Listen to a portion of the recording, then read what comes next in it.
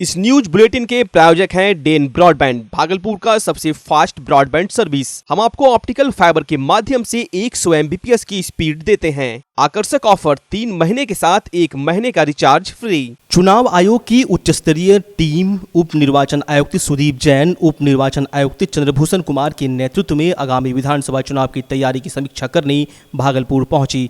उनके साथ बिहार के मुख्य निर्वाचन आयुक्त MR श्रीनिवासन और ADG मुख्यालय जितेंद्र कुमार भी मौजूद थे।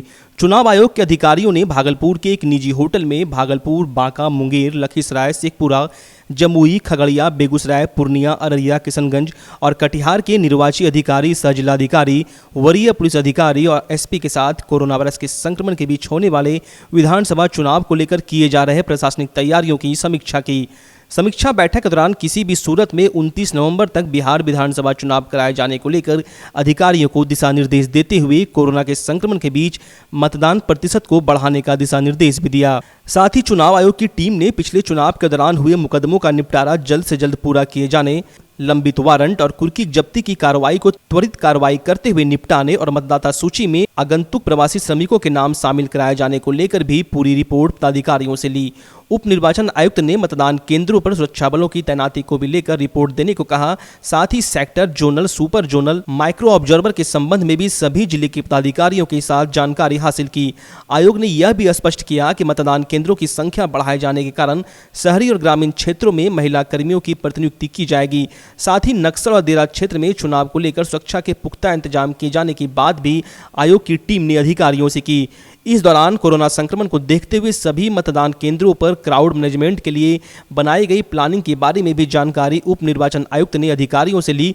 दिव्यांग और वृद्ध मतदाताओं की सहभागिता अधिक से अधिक कराए जाने को लेकर अभी निर्वाचन आयोग की टीम ने अधिकारियों को दिशा निर्देश दिया। मूलतः चुनाव की तैयारियों को लेकर पूरे भागलपुर प्रमंडल, मुंगेर और बेगूसराय रेंज के जिला के पुलिस पदाधिकारी, जिसमें SP थे और जिला पदाधिकारी, सभी लोगों ने चुनाव आयोग की आई विशेष टीम को अपनी तैयारियों के बारे में बताया। उनके साथ हम लोगों की बहुत विस्तार में चर्चा हुई है और आसन्न जो विधानसभा चुनाव है उसको लेकर क्या तैयारियां की हैं, क्या करनी बाकी हैं, इन सभी विषयों पर भी हम लोगों की चर्चा हुई है। कोई दिशा निर्देश सर?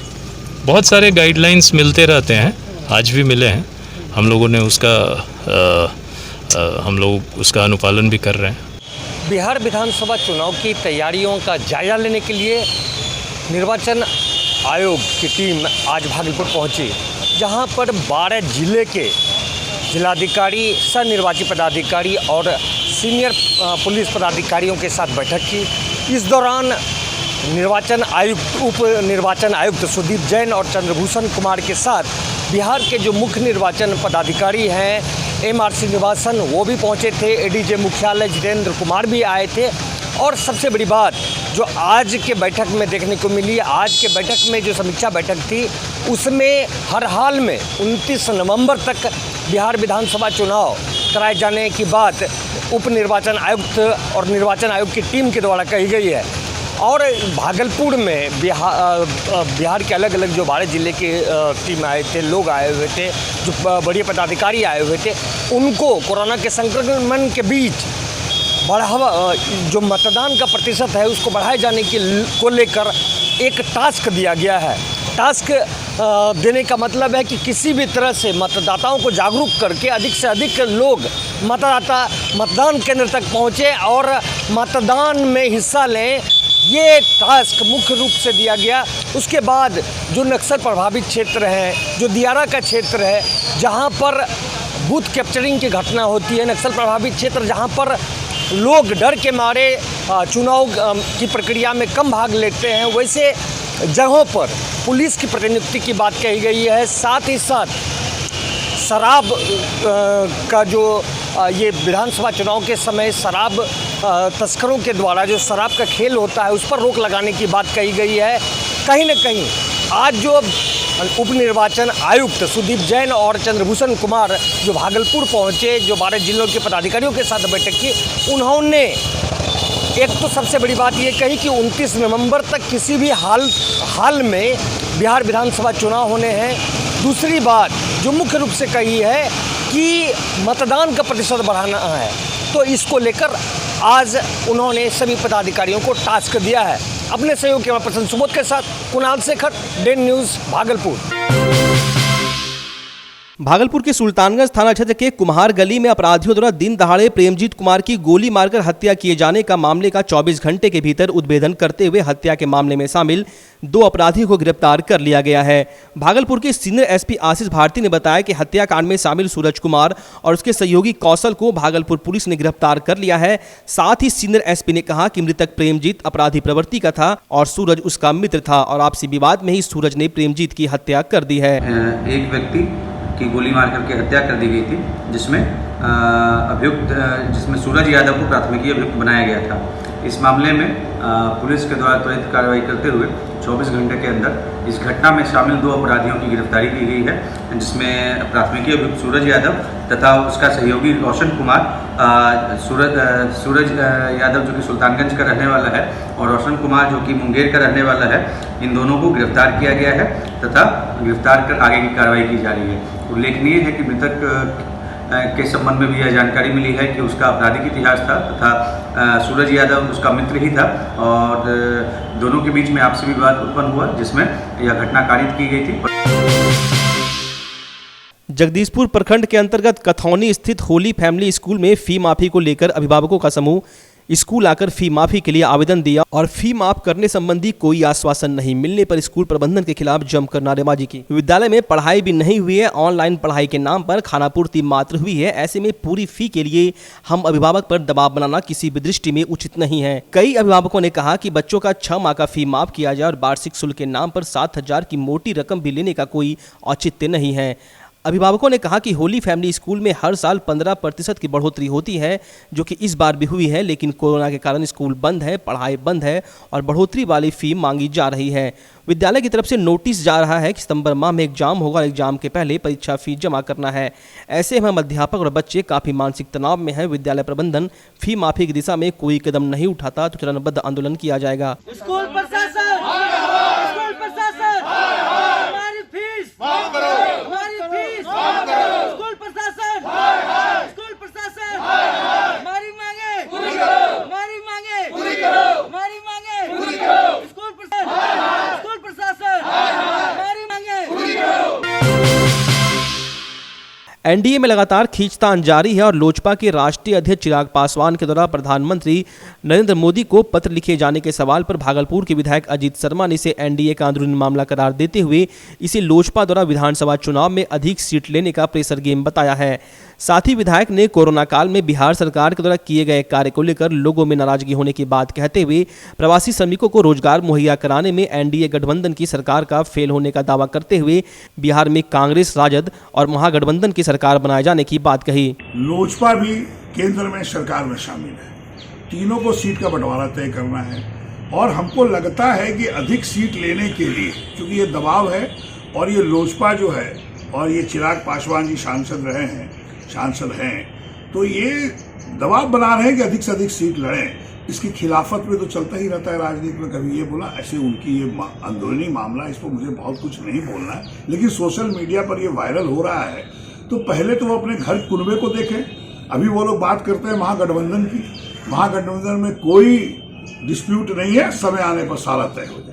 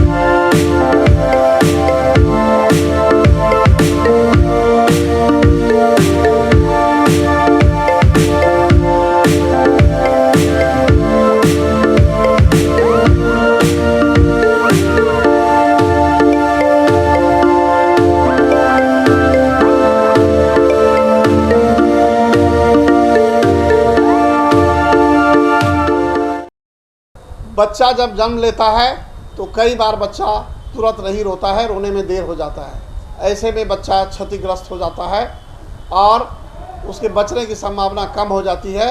और यदि बचा तो भविष्य में उसमें विकलांगता की समस्या आती है, जिसे सीपी कहते हैं, जिसका कोई माकूल इलाज नहीं है और ज़िंदगी भर बच्चा विकलांगता से जूझ सकता है। ऐसे में पूरे संसार में कूलिंग थेरेपी का सहारा लिया जाता है। जन्म से ठीक 6 घंटा के अंदर यदि उसको कूलिंग थेरेपी दिया जाए तो उससे उसका सीपी की समस्या कम होती है और बचने की भी संभावना बढ़ती है। पहली बार बिहार झारखंड में आपके शहर के स्नेह नवजात शिशु बाल सेवा केंद्र में यह मशीन उपलब्ध है। कभी भी ऐसी बात हो कि बच्चा रोने में विलम्ब हो गया तो आप स्नेह नवजात शिशु बाल सेवा केंद्र में जरूर संपर्क करें।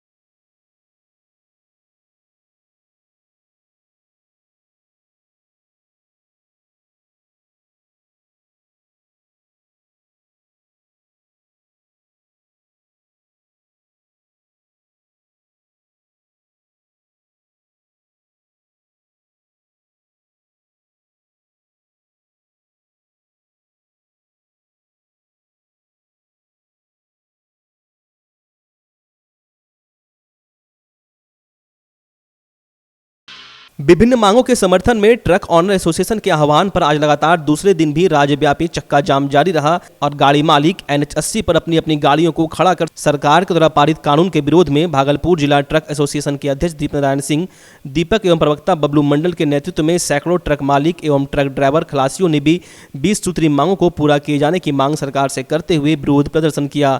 इस मौके पर लाल सिंह, भूषण सिंह, मनोज सिंह, सोनू यादव, चंदन झा, आलोक यादव, रुपेश कुमार मौजूद थे।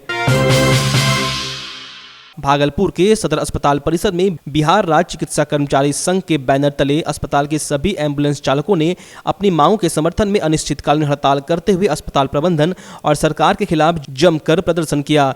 प्रदर्शनकारी एम्बुलेंस चालकों का कहना था कि मानदेय बढ़ाए जाने सहित उनकी 10 सूत्री मांगों को सरकार जल्द से जल्द पूरा करे। साथ ही चालकों ने कहा कि अस्पताल प्रबंधन द्वारा उनके साथ अभद्र व्यवहार किया जाता है और उनको मूलभूत सुविधाएं नहीं दी जाती है। एम्बुलेंस चालकों ने कहा कि सरकार हमारी मांगें नहीं मानती तो उनका अनिश्चितकालीन हड़ताल जारी रहेगा। मैं पुष्कर कुमार EMT भागलपुर सचिव 102 कर्मचारी संघ इंटेक्स। मैं यहाँ जितने भी स्टाफ आए हुए हैं उन सबका यही मांग है कि जितना उन सबका मांग है उन सबके पूरा कर दे। इन दिनों पितृपक्ष चल रहा है और पितृपक्ष में लोगों के द्वारा दान और तर्पण किया जाता है, लेकिन भागलपुर अलीगंज के सूर्यलोक कॉलोनी निवासी दीपक झा अपने पिता की याद में पिछले 17 वर्षों से अपने पिता के नाम पर पितृपक्ष के दौरान एक पौधा लगाते हैं। दीपक के दौरान नीम, पीपल, कदम, चंपा, बरगद और गुलमोहर के अब तक सैकड़ों पौधे लगाए जा चुके हैं। वनस्पति विज्ञान के छात्र रह चुके दीपक के पिता अरविंद कुमार झा भागलपुर के सर्किल इंस्पेक्टर के पद पर रह चुके हैं और 2002 में उनकी मृत्यु हो गई थी। 2003 ईस्वी से दीपक प्रत्येक वर्ष पितृपक्ष में लगातार 15 दिनों तक अलग अलग किस्म के पेड़ लगा रहे हैं। दीपक के तर्पण को हम धरा का श्रृंगार भी कह सकते हैं। पितृपक्ष जो होता है अपने पूर्वजों को श्रद्धांजलि देने का पक्ष होता है। हम लोग उनका तर्पण करते हैं, पिंडदान करते हैं। तो उसी के क्रम में ये पौधा रोपण का सबसे सटीक महीना होता है, तो मैं पौधा रोपण करता हूँ। श्रद्धांजलि, तर्पण, पिंडदान, ब्राह्मण भोजन, कौवे को भोजन खिलाने का इसमें परंपरा रहा है। उसके पीछे देखिए, कौवा जो हम लोग के पर्यावरण के लिए बहुत सहयोगी है। पहले गिद्ध हुआ करते थे जो लगभग विलुप्त हो चुके हैं। कौवा का इस समय जो है प्रजनन का समय होता है। इस समय कौवा को चावल और चीनी खिलाने की परंपरा है। जब कौवा खाते हैं चीनी तो उनका प्रजनन शक्ति बढ़ता है चावल चीनी से। उनका धीरे धीरे वो भी विलुप्ति के कगार पे हैं। भागलपुर लोदीपुर थाना क्षेत्र के बाईपास रोड के टोल प्लाजा के समीप ऑटो के धक्के से बसंतपुर निवासी रमेश मंडल के पुत्र की मौत हो गई। मृतक के परिजनों ने बताया कि बबलू मंडल टेंट का कार्य करता था और काम के सिलसिले में अपने घर बसंतपुर से लोदीपुर की तरफ जा रहा था। इसी दौरान एक अनियंत्रित ऑटो ने बबलू को टक्कर मार दी, जिससे घटनास्थल पर ही बबलू की मौत हो गई और टक्कर मारकर ऑटो चालक फरार हो गया।